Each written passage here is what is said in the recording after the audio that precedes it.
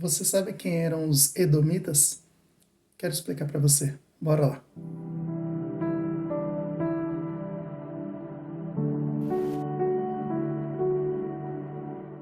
Graças a paz, queridos, bem-vindos ao Devocional Pregai. E hoje é dia de ler o livro de Obadias. Lembrando que o livro de Obadias, ele contém apenas um capítulo. É o livro mais curto do Velho Testamento. Mas o interessante deste livro é que ele é inteiramente dedicado a um povo estrangeiro. Mas vamos entender sobre isso agora lendo o livro de Obadias. Amém? Bora lá. Quero ler aqui com você Obadias, no seu capítulo 1, porque só tem mesmo um capítulo, versículo 15, que diz assim: Está próximo o dia em que eu, o Senhor, julgarei todas as nações, como você fez a Israel. Assim lhe será feito, toda a sua maldade cairá sobre sua cabeça. Amém? Mas eu havia falado que o livro de Obadias é um livro dedicado totalmente a um povo estrangeiro, diga-se de passagem.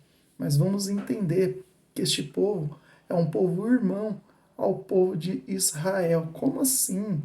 É só lembrarmos de onde surge o povo de Edom, os Edomitas. O povo de Edom surge a partir de Esaú. E se nós pararmos para refletir e lembrarmos que Esaú é o irmão de Jacó, posteriormente chamado de Israel pelo Senhor Deus. E tanto Esaú quanto Jacó são filhos de Isaac.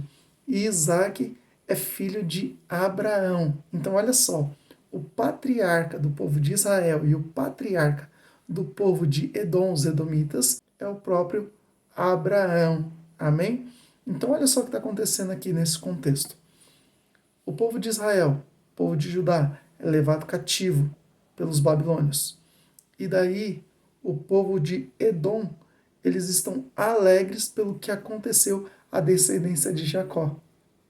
E por isso recai sobre eles a ira do Senhor. Tanto que, posteriormente, este povo aqui ele é extinguido. E vamos entender isso aqui também, em nome de Jesus. Olha só o que vai dizer no capítulo 1, versículo 3 e 4. Aqui o julgamento de Edom é anunciado. Amém? Olha só o que vai dizer, versículo 3 e 4. Foi enganado por seu orgulho, pois vive numa fortaleza de pedra e mora no alto dos montes. Quem me derrubará daqui de cima? Pensa consigo, mesmo que suba tão alto como as águias e faça seu ninho entre as estrelas, de lá eu o derrubarei, diz o Senhor. Por quê? Porque era um povo realmente forte, estratégico, inteligente, e por conta disso, eles achavam que jamais seriam derrotados, poderiam ser derrotados por alguém, mas esqueceram de que Deus é Deus. Já no versículo 10 ao versículo 14, olha o que diz a palavra do Senhor. Aqui Deus vai mostrar os motivos pelo qual Edom, o povo de Edom, os edomitas, seriam castigados. Olha só, versículo 10 ao versículo 14. Por causa da violência que cometeu contra seus parentes, os israelitas, você será coberto de vergonha e destruído para sempre. Quando eles foram invadidos, você se manteve afastado e não quis ajudá-los. Estrangeiros levaram a riqueza da nação e tiraram sorte para dividir Jerusalém, e você agiu como se fosse um deles. Não deveria ter ficado satisfeito quando exilaram seus parentes em terras distantes. Não deveria ter se alegrado quando o povo de Judá sofreu tamanha desgraça. Não deveria ter falado com arrogância naquele tempo de aflição.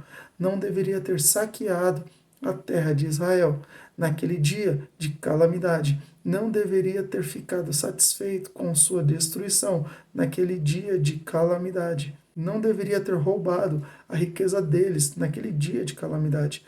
Não deveria ter ficado nas encruzilhadas para matar os que tentavam escapar. Não deveria ter capturado e entregado os sobreviventes naquele tempo de aflição. Amém? Então, olha só qual é a situação. Isso aqui são acusações do próprio Senhor contra uma nação que é irmã da nação de Israel. Por quê?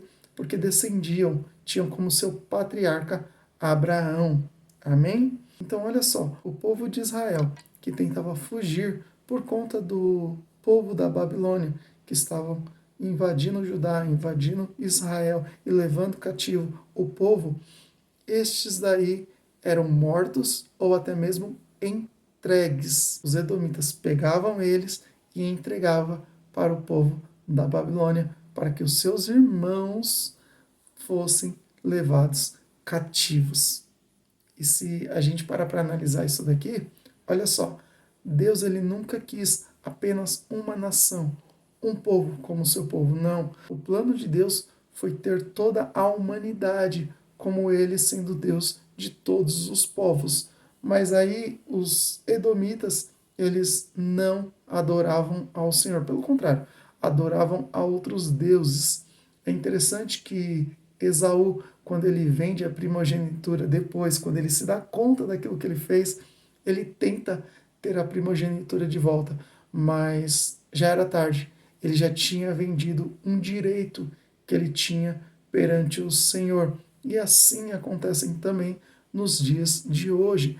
É o povo se vendendo, é o povo distante de Deus, entregando para outras pessoas aquilo que Deus deu, e daí eles veem que essas outras pessoas estão sendo uma bênção, usado por Deus mesmo, e daí eles querem de volta, só que eles já venderam aquilo que Deus tinha para eles. Só que com Deus não tem barganha ou não tem quebra de acordo.